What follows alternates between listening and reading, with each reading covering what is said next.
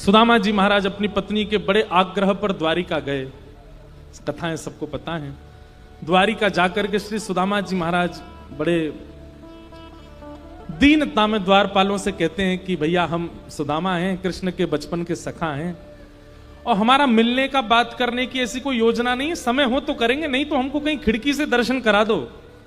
कृष्ण मेरे बचपन के सखा हैं, सांदीपनी गुरुकुल में हम दोनों साथ पढ़े। और बंधुओं, सुदामा जी कैसे सखा हैं पता है ठाकुर जी के? ठाकुर जी सो जाते हैं रात में और सुबह उठ करके पढ़ना है। गुरु जी सांदीपनी उपाध्याय जी परीक्षा लेने वाले हैं। सुदामा जी उठाते हैं, लाला उठ जा, परीक्षा है आज। ठाकुर जी कहें तू पढ़ ले, मैं बता दियो। सुदामा जी पढ़ते हैं, अध्ययन करते हैं, और सुदामा जी अपनी परीक्षा पर ध्यान नहीं देते हैं, बैठे बैठे लाला की ओर देखते रहते हैं। जैसे ही प्रश्न जो गुरुजी ने लिख करके दिए हैं, उन प्रश्नों में कोई कठिन प्रश्न आता है तो ठाकुर जी इशारा कर देते हैं, चौथा बता दे।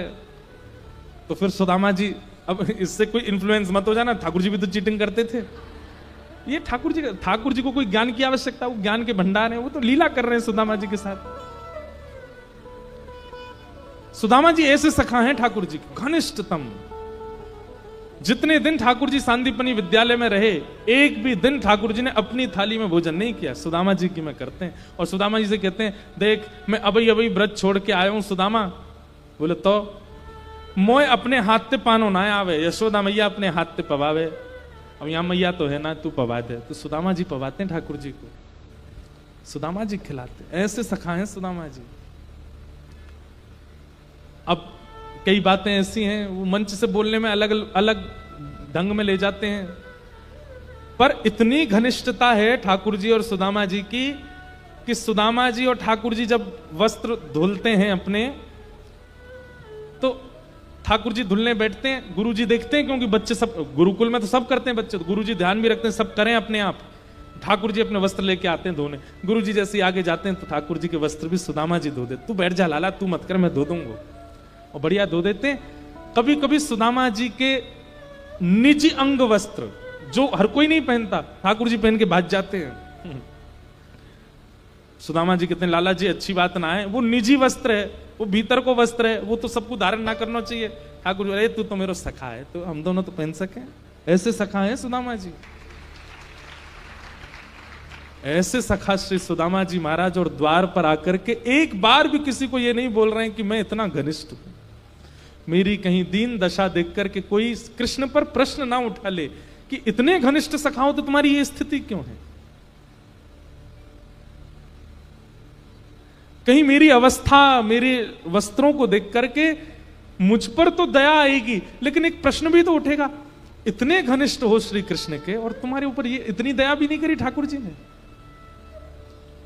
इसलिए सुदामा जी किसी को नहीं बताते, बस इतना कहते हैं हम दोनों सखा हैं। आजकल के लोग, पड़ोसी के यहां चाय पी के चला गया प्रधानमंत्री, अपना ढिंडोरा पीटते। हमारे यहीं तो आए थे, यहीं पे ही बैठे थे, हमारे द्वार पे बैठ के गए, मैंने ही मठरी दी थी उनको जबरदस्ती। हम लोग बड़े संबंधों के प्रचार करने में दुगना तिगुना करके बोलते हैं, और एक सुदामा जी हैं जिन्होंने अपनी पत्नी को वर्षों तक नहीं बताया कि श्री कृष्ण मेरे सखा हैं। भैया एक बात कहें,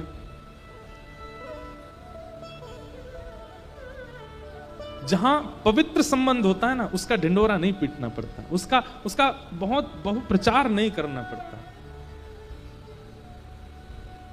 आजकल बुरा नहीं मानिएगा, प्रचार का जमाना है। आप लोगों से कान पकड़ के क्षमा मांग रहा हूं मैं। हमसे जितने लोग मिलने आते हैं ना, अगर उन सबके फोन बाहर जब्त कर लिए जाएं कि फोटो नहीं खींचना महाराज जी के साथ, आधे तो वहीं से लौट जाएंगे। बिना फोटो के काय को जाना, कोई महाराज जी हमारा कुछ दे रहे हैं, हमें फोटो ही तो चाहिए हमें। प्रचार। और एक सुदामा जी हैं, ऐसे घनिष्ठ सखा हैं श्री कृष्ण के,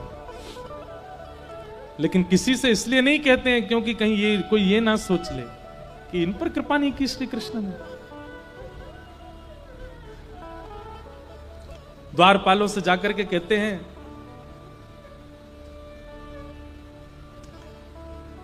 मेरे सखा हैं बचपन के श्री कृष्ण, हम दोनों सांदीपनी गुरुकुल में पढ़े थे साथ में। तो द्वारपाल थोड़े से व्यंग में हंस जाते, अच्छा हाँ आपके संगी पढ़े होंगे ठाकुर जी।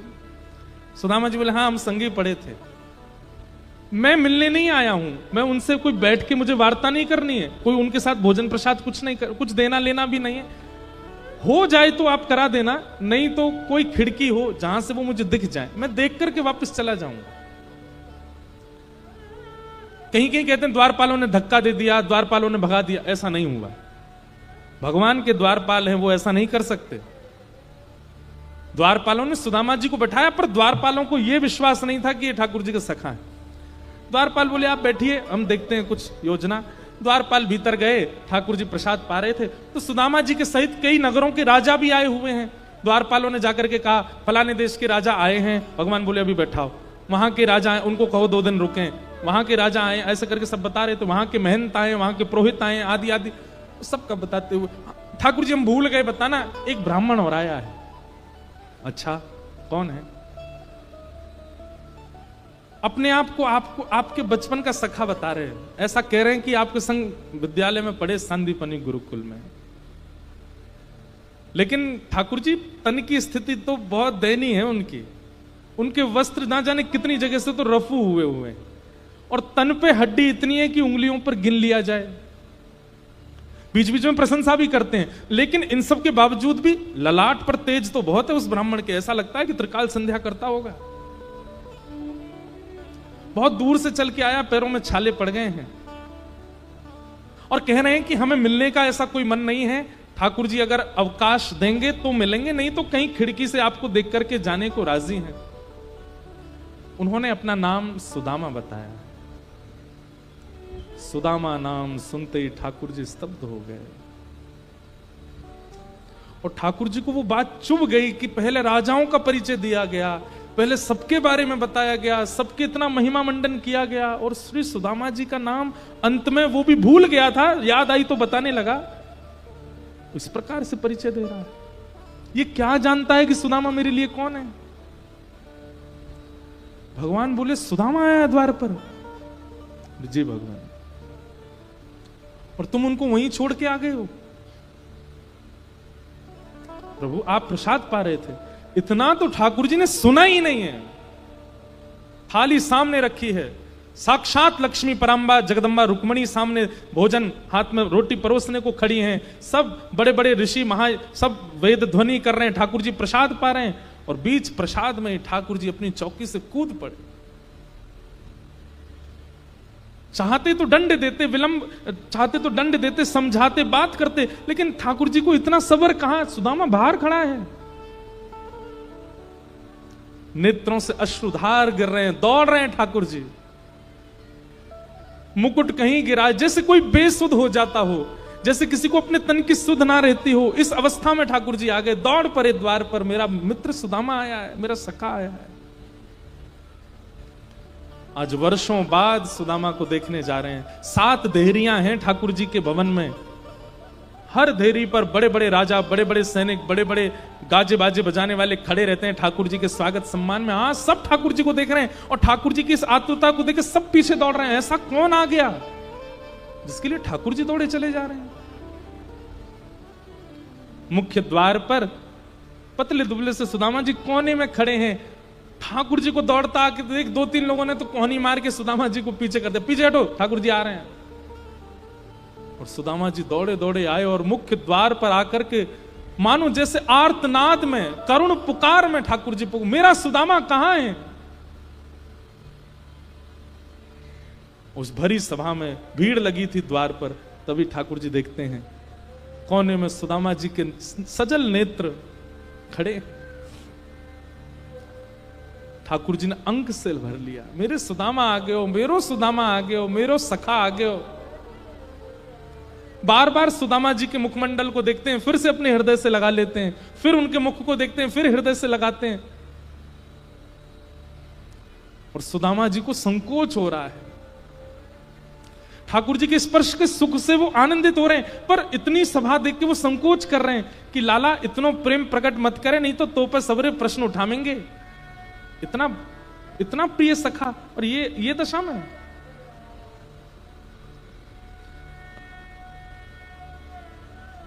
सुदामा जी ने अपने गाल से, अपने अधर से, अपनी नाक से, अपने माथे से सबसे स्पर्श किया सुदामा जी का। अपने नेत्रों के जल से मानो अभिषेक कर दिया सुदामा जी का। बहुत देर हो गई, ठाकुर जी द्वार पे ही बस अंक में भरे भरे खड़े हैं, और जितने लोग वहां खड़े हैं सब देख करके आश्चर्य कर रहे हैं, ये कौन है? भगवान बोले, बड़े दिन में आए सुदामा। अरे देखो द्वारिका वासियों, ये मेरा सखा सुदामा, मेरा प्राण सुदामा है। कभी इसके बारे में तुमने नहीं सुना होगा, ये क्योंकि प्रचार नहीं करता है, आज आया पहली बार द्वारिका। और ठाकुर जी गले में गलवैयां डाल करके सुदामा जी को लेकर के भीतर जा रहे हैं, और बीच बीच में चलते चलते ठाकुर जी को जाने क्या होता है, रोकते हैं, फिर सुदामा को अंग से भर लेते हैं। तुझे इतने दिन में याद आई मेरी, इतने दिन बाद आया तू। मानो आज ठाकुर जी अपना राजकीय स्वरूप भूल गए हों। सुदामा जी को लेकर के अपनी स्वधर्मा सभा में पहुंचे, जहां ब्रह्मादि देवता भी आते हैं, और किसी आसन पर नहीं, किसी सामान्य कुर्सी पर नहीं, किसी सामान्य चौकी पर नहीं, द्वारिका के राज सिंहासन पर ले जाकर के सुदामा जी को बैठा दिया। बैठे हुए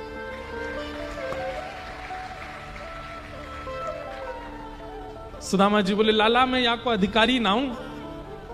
ठाकुर जी बोले, आपका अधिकार मुझसे अच्छा कोई नहीं जानता, बैठ जाओ चुपचाप, यहीं बैठो।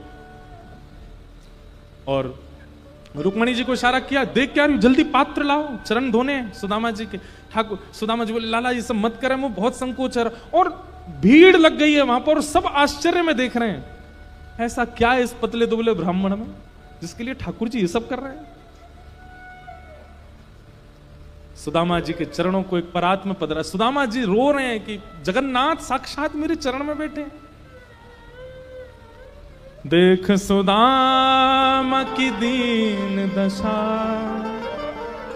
करुणा करके करुणा निधि रोए, पानी परात को हाथ छुयो नहीं, नैनन के जल सो पग धोए।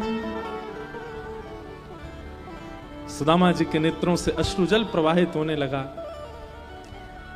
लेकिन ठाकुर जी के नेत्रों से प्रवाह इतना तीव्र था कि जल लिए रुक्मणी जी खड़ी रह गईं, और ठाकुर जी ने अपने अश्रु जल से सुदामा जी के चरण धो दिए।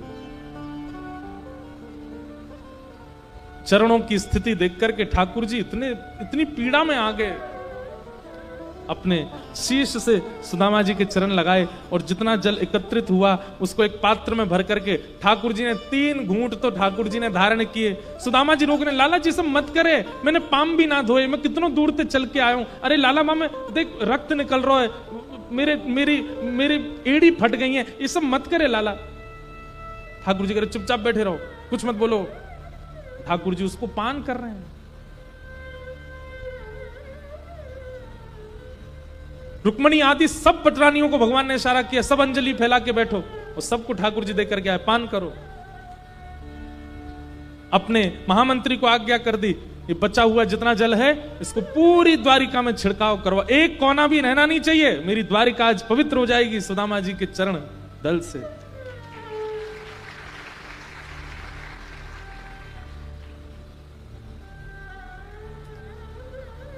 इतना मान देते हैं ठाकुर जी। और बैठ गए चरणों को अपनी गोद में रख करके, और सुदामा जी से बोल रहे हैं, बहुत दिन में आए, मेरी याद ना आवे तुम्हें?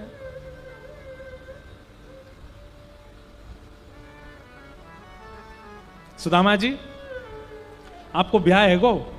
ठाकुर जी पूछ रहे हैं। सुदामा जी बोले, हाँ लाला है गो। अच्छा मुझे ना बुलायो ब्याह में? लाला अब तो तू राजा बन गए, तो ये बुलावे को मतलब है तेरे संग में 25-30 तो हाथी आमेंगे, 50-60 घोड़ा आमेंगे, उन पे बैठ के सैनिक आमेंगे, और इतने लोगों ने बुला के दावत करानो मेरे बस की बात तो ही नहीं लाला।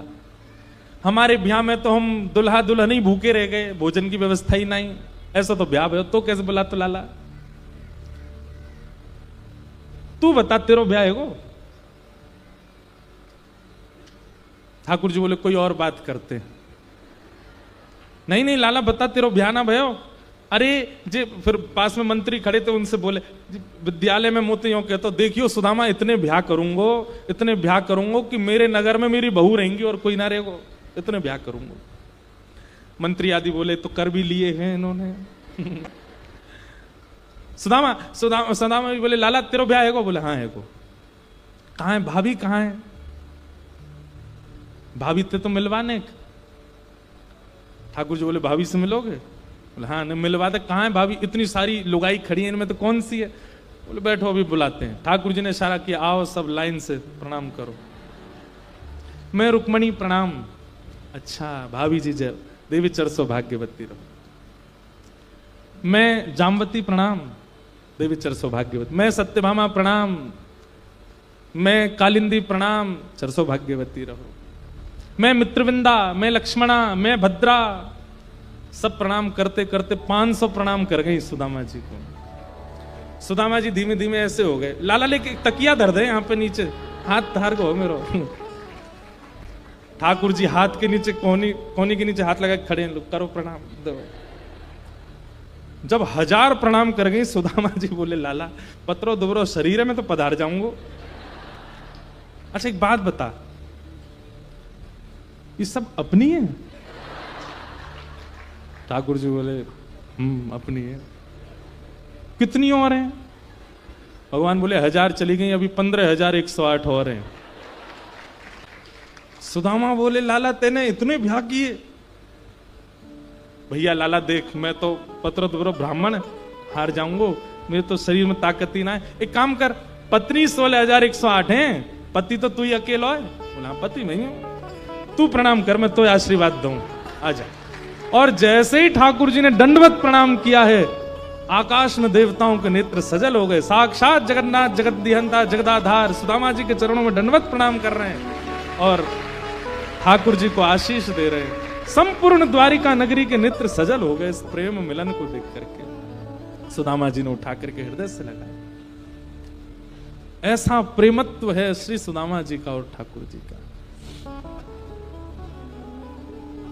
सुदामा जी से भगवान बोले भाभी ने मेरे लिए कुछ भेजा होगा। एक पोटली में चावल लेकर के गए थे, वो भी पोटली में फटी हुई थी। चावल भी 4 घर के थे। सुदामा जी को देने में बड़ी शर्म आ रही थी।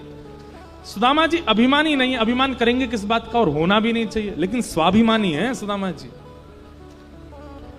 अपने स्वाभिमान की, और स्वाभिमानी व्यक्ति को होना चाहिए। सुदामा जी को लगे ये सबके सामने नहीं दिखाऊंगा, नहीं तो लोग यही पे प्रश्न उठाएंगे कैसे सुदामा, और अभी भी उठा ही रहे होंगे। ठाकुर जी ने पोटली छीन ली, खोल करके देखा तो 4 जगह के चावल देख करके ठाकुर जी समझ गए एक भी दाना इसके घर का नहीं है। और ऐसी स्थिति में सुदामा कभी शिकायत नहीं करता। भगवान ने एक मुट्ठी चावल खा ली, बोले मैं इंद्र की संपदा सुदामा को देता हूं। दूसरी मुट्ठी चावल खाई, बोले इंद्र की संपदा कम है, मैं तीनों लोकों की संपदा सुदामा को देता हूं। और तीसरी मुट्ठी चावल खा के ठाकुर जी बोले तीनों लोक भी कम है, मैं लक्ष्मी को इसकी दासी बनाता हूं। रुक्मणी जी ने हाथ पकड़ लिया, बोले मैं आपके पास ही रहूंगी, लक्ष्मी को दासी मत बनाओ। लेकिन ये सब बोल करके नहीं कर रहे हैं ठाकुर जी, बस 3 मुट्ठी चावल पा गए। लक्ष्मी जी ने देख लिया, रुक्मणी जी ने देख लिया कर क्या रहे हैं। सुदामा जी बोले लाला अब बहुत विलंब है क्यों, मैं वापस जाऊं? ठाकुर जी बोले जाओ, फिर आ जाओ, आते नहीं हो, अगली बार भाभी को लेके आई हूं। और श्री सुदामा जी महाराज जैसे ही अपने नगर को निकले, कुछ दिनों बाद जब पहुंचे तो सुदामा मंदिर देख डरे महाराज, वहां तो बड़े बड़े महल खड़े हैं। सुदामा जी बोले भैया यहां तो हत्ती मेरी छोटी सी झोपड़िया, कंचन महल खड़े। द्वारपालों से पूछा भैया ये कौन सा नगर है? बोले सुदामा नगरी है। अच्छा, यहां मेरी छोटी सी झोपड़ी थी वो कहां गई? बोले हमको नहीं पता, हमको तो बने बनाए महल मिले, हम तो बाद में ड्यूटी पे आए यहाँ पे। अच्छा, इस भवन में यहाँ के मालिक जो होंगे उन्होंने मेरी कुटिया कहीं कर दी होगी, उनसे पूछ लो कहाँ हैं। हमारे मालिक तो द्वारिका गए हैं। सुदामा जी बोले ऐसा क्यों लग रहा है ये मैं ही हूं? अरे नहीं नहीं हम नहीं है, श्री कन्हैया ने तो बताओ हमारी धोती ना बदली, जा में गए वही में आ गए, कहा देखो। अच्छा, उनकी पत्नी तो होंगी सुशीला। सुदामा जी बोले अगर हमारी पतली दुबली फटी सी साड़ी में पत्नी होगी तो समझ जाएंगे ये हम ही हैं, नहीं तो चले जाएंगे। लेकिन जब आवे संतोष घन सब धन धूरी समान। जब संतोष जीवन में आना, एक बात आपको बहुत गूढ़ता बताएं, व्यक्ति धनवान होने के बाद आप देखेंगे उसके गाल फूलने लगते हैं, थोड़ा मोटापा आने लगता है, थोड़ा सा वो पहले से हेल्दी होने लगता है। क्यों? रोटी खाता है, दाल चावल खाता है, पहले से अधिक खाता है, इसलिए नहीं, क्योंकि वो प्रसन्न रहने लगता है। और प्रसन्न जब व्यक्ति रहता है ना, तो एक रोटी भी फलती है उसको। और अप्रसन्न व्यक्ति, हमारे संग इतने कई सारे लोग रहते हैं, पतरे दुबरे 20-20 रोटी खाते हैं, कुछ नहीं होता उनको, अप्रसन्न रहते हैं। और प्रसन्नता जैसी बढ़ती है तो शरीर में लगने लगता है सब माल। सुदामा जी की पत्नी अब थोड़ी सी भारी हो गई थी, और नई साड़ी और बढ़िया सुंदर बन के जैसे ही बाहर आने लगे, सुदामा जी देख करके बोले, सुशीला? सुदामा जी बोले, जे नहीं है भैया, हमारी तो पतरी दुबरी सी कहां पर जा रहे हैं। जैसे ही जाने लगे, पीछे से ठाकुर जी की आवाज, सुदामा जी। पीछे मुड़ करके देखा तो सुशीला के गले में गलवैया डाल के द्वारिकाधीश वहीं खड़े हैं। सुदामा जी बोले, लाला जी तेने कहा किया? ठाकुर जी से बोले, मैंने तो कछु ना मांगी, फिर तेने काय को दियो मुझे? ठाकुर जी बोले, जो मुझसे कुछ नहीं मांगता उसको तो मैं खुद को दे देता हूं सुदामा जी। आप कैसी बात कर रहे हैं? और आप मेरे परम सखा सुदामा हैं। अब ये महल संपत्ति, इनसे ये मत सोचिएगा कि आपका भजन घटेगा। मैं एक रूप से द्वारिका में हूं, एक रूप से आपके पास ही रहूंगा, आप सदा आपके संग ही रहूंगा, आप यहीं रहो। और श्री सुदामा जी को लेकर के ठाकुर जी भीतर प्रवेश, ठाकुर जी अंतरंग भाव से सुदामा जी के भवन में ही रहने लगे, एक रूप से द्वारिका में लीला कर रहे हैं। ऐसे ठाकुर जी ने सुदामा जी पर अनुग्रह किया। बोलो भक्त वत्सल भगवान।